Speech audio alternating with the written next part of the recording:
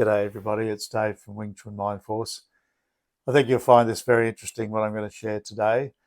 Firstly, I'd like to read from Sigung Chu Shong Tin's Book of Wing Chun, number 2. This is the hardback version, volume 2. And at the end of this volume, there's a series of essays by his senior students, and it's extremely enlightening stuff. And today I want to read from a snapshot of Wing Chun written by Frederick Mo. I call him Sibak, which means he's my Sifu Jim Fung's elder brother in Kung Fu. He's a lovely man and an extremely high-level practitioner. He started, believe it or not, in 1955 with Sigung Chu in Hong Kong and trained with him for decades. And I've been told around the tracks he's considered the most senior person in our Wing Chun lineage. So he's somebody that we really must listen to. So I'll just read, it's only a short essay, I'll read it all out and then I'll talk about it, a particular aspect of it that grabs me. He says, Chinese martial arts have appealed to me since I was a kid. I was fortunate to be able to learn Wing Chun from Master Chu Shong Tin for decades, which has allowed me to have a glimpse of the martial art. Different kinds of martial arts are marked by their own characteristics. Nevertheless, Wing Chun is the only martial art that earns my ultimate devotion. And I'm with him there. Even though I started off as an MMA guy back in the 70s, since I've learnt real Wing Chun, I just feel no need to pull in anything from anywhere. It has everything in it for me. So I agree with this great master. He goes on to say, Wing Chun is very practical in the way that it is a short-range martial arts system encompassing both offense and defense techniques. When in contact with an opponent, any punching is initiated by the subconscious. So we're going to come back to that. That is why responses and movements become unusually fast, leaving no chance for the opponent to escape. I like that. Moreover, practicing Siu Nim Dao can help remedy an abnormally curved spine, something I didn't know. This is highly beneficial to one's health. More importantly, I have been positively influenced by Sifu's teachings that practitioners of martial arts should nurture their virtues as well, being humble, broad-minded, and magnanimous. All this greatly enlightens me on how to conduct myself in society. I wish that I can carry on Sifu's mission, to propagate the Wing Chun martial art, tapping into the base of Chu's style. And I hope all fellow brothers and sisters can work together to pass on Chu's style of Wing Chun, generation by generation, until reaching every corner of the world. That's a pretty cool thing to say. Now, getting back to that particular phrase, when in contact with an opponent, any punching is initiated by the subconscious. Now, there's a simple but profound thing to say. When in contact with an opponent, any punching is initiated by the subconscious. This is why responses and movements become unusually fast, leaving no chance for the opponent to escape. So I'd been on to this before I read that, but when I read it from one of the true masters in our lineage, I was pretty stoked because I thought, there you go. The subconscious is the key. That's what we do in Wing Chun. That's where our mind force comes from, our subconscious mind, which is always with us, and it's with you, it's with me, it's with everybody. Wing Chun, Kung Fu, whatever. Doesn't matter what they are, we all have this built in, but it's getting it out that's a trick. And Wing Chun is one of those arts. Wing Chun is an art that releases that. And it does it through the meditation of our forms, especially Siu Nim Dao. That Siu Nim Dao practice properly goes in a number of stages. It starts off with just copying it, just moving your body like anybody can do. Then it becomes moving it so you're not aware of moving it. It's just sort of happening. You've done it so many times.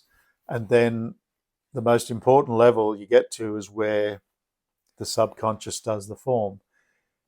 And unfortunately, not many people get to this level. And it's only because very few teachers seem to understand what is being said. We've all heard this sort of stuff.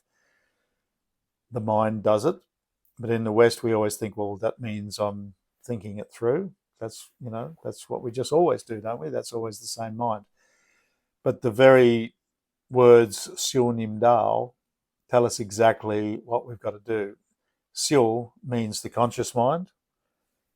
Lim is the subconscious. Dao just means a type of mind. So Siu Nim is a Chinese way of putting the two different words together and connecting them, saying basically reduce the little mind, which is the conscious mind, increase the subconscious mind, the lim. And it's the heart mind. That's the Western definition. It's actually mindfulness. Nim or lim means mindfulness. It's the subconscious mind. And Master Yip Man said to Chu Shong Tin, my Sigung, maybe your Sigung, how do I proceed? How do I find this power within the art? And Master Yip just said, Lap Nim, Lap Nim. And 3 times he came to him, he just said, Lap Nim.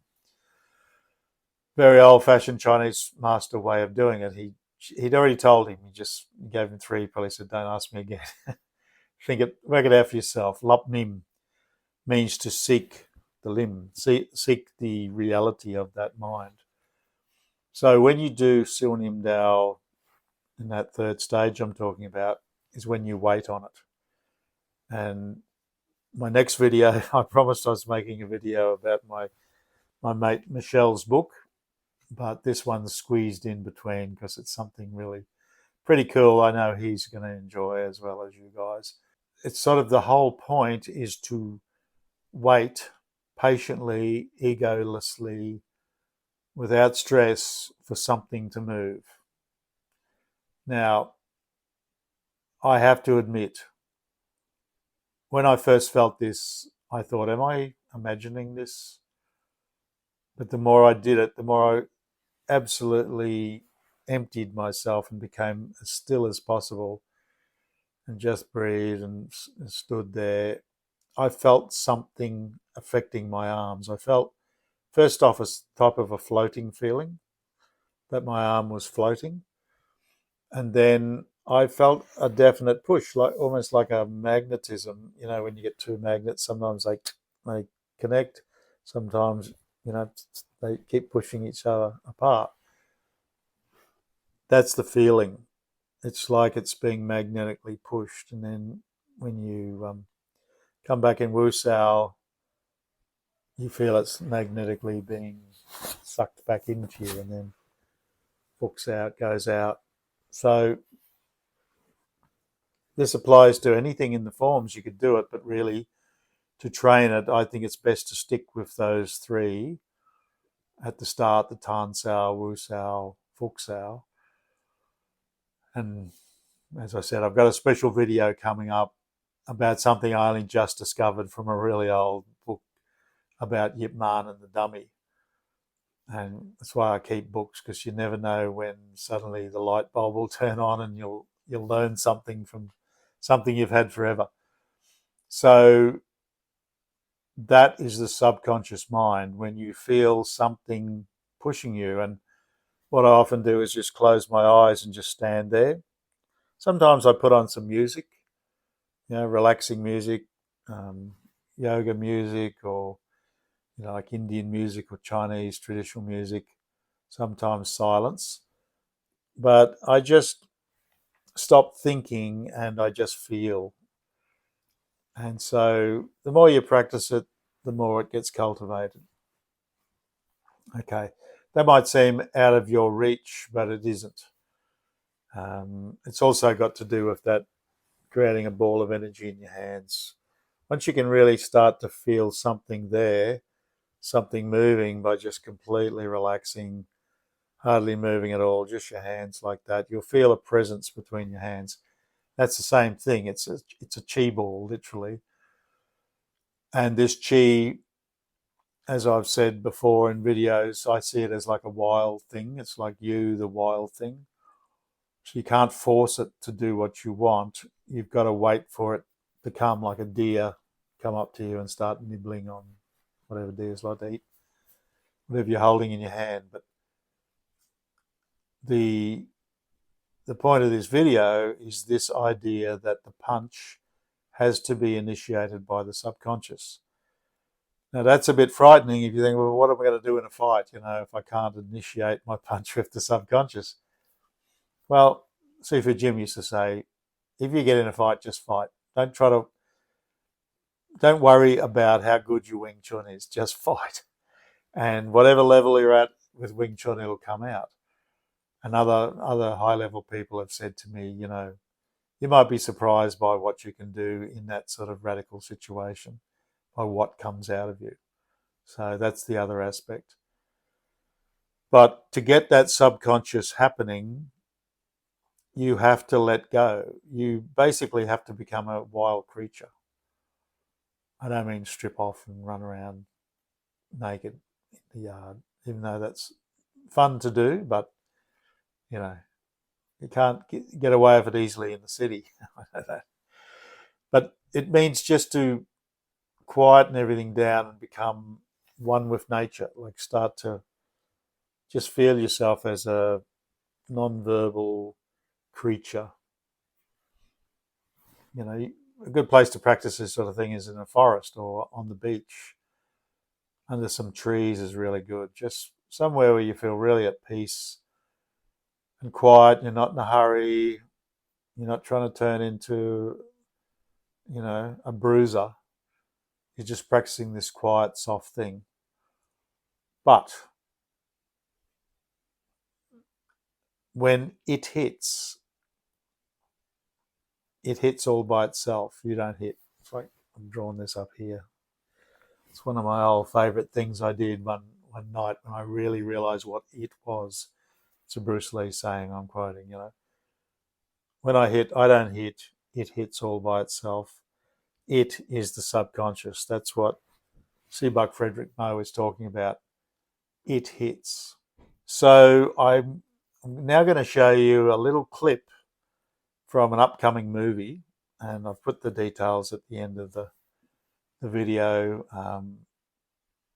For copyright reasons, this is just purely for educational purposes, but this is pretty fabulous. So I'm just going to move over to one side. Okay, I'm going to sit here and I'm going to play it. Here we go.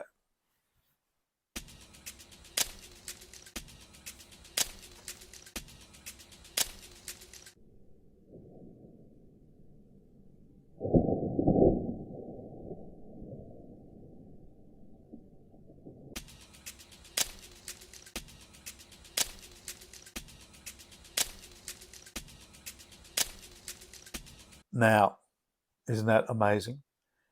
How is the speed of that creature? It's too fast for the eye to see. That's why I just slowed it down the middle there, but it just not only strikes, but then comes back and he's chewing on his fly. But for us, you might think, but that's an insect. I could never be as fast as that. But that's not true. That insect is absolutely one with nature. It's probably like a week old. It knows nothing except what it is. It just is. It's just doing its thing in nature, and we're able to access that. That's Kung Fu. I'm not saying Kung Fu is not about hard style, hardening your body and becoming super strong and fit and all those things. There's a yin and yang to this. This is not the place to talk about that, but I do believe in keeping fit and keeping your muscles strong. I do weight training. I try to jog. I do, TRX. I do different things to strengthen my body. But the point of that is to create a strong animal for the mind force to come out through. Sigung Chu once said, according to a friend of mine who knew him, spent a lot of time with him, he said he wished he'd done more Western type weight training when he was young, because his mind force and mind power was so much that his sinews couldn't take it because he hadn't built up that level of, iron power, you might say. Anyway, I'll leave it at that. If you really practice properly, I do believe that your punches can become as quick as that praying mantis. And there is something to be said about the idea that our style comes from the praying mantis. There's definitely a lot of mantis qualities about, the stuff we do. It seems to me quite mantisy. Maybe I just like mantises. All right. See you next time.